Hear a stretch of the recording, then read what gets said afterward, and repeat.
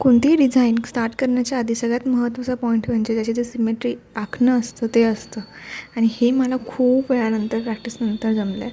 त्याचा व्हिडिओ पाहिजे असेल तर मी एकदम स्टार्टिंगपासून तो नक्की टाकेल, पण नंतर टाकेल तो मोठ्या व्हिडिओमध्ये.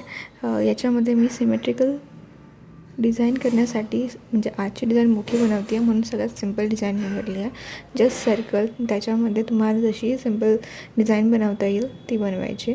आणि सगळ्यात महत्त्वाचं याच्यातलं मंडाला आर्टमधली सगळ्यात गुड पॉईंट इज दॅट की तुम्हाला हवी तशी डिझाईन तुम्ही एकतर फिलिंगसाठी भरू शकतात, नाहीतर मग एक ओपन स्पेस ठेवून पण त्याच्यावर काम करू शकतात. जसं तुम्ही ते बघू शकतात मध्ये मी त्रिकोणची डिझाईन टाकली, ती अशी सिम्पल पण छान वाटते.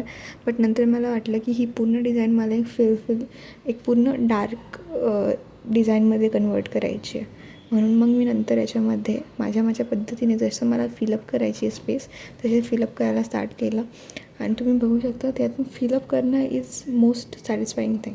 त्याच्यामुळे तुम्हाला इतकं जास्त म्हणजे जेव्हा तुम्ही ॲक्च्युअलमध्ये पूर्ण डिझाईन बघता ती इतकी छान वाटते. पूर्ण ब्लॅक कलरमध्ये जर तुम्ही केली आय थिंक मंडाला आर्ट ना कलर्ड पेनपेक्षा ब्लॅक पेनमध्येच मी जास्त चांगली वाटते. सगळ्यात याची मला थोडी मोठी डिझाईन बनवायची होती, बट त्याच्यानंतर मी थोडं ठरवलं की थोडं जास्त ब्लॅक पूर्ण फिलअप झाली आहे स्पेस, म्हणून मी थोडासा म्हणजे ह्या डिझाईनवर थांबली आणि त्याच्यानंतर पुढे डिझाईन बनवलेलं आहे.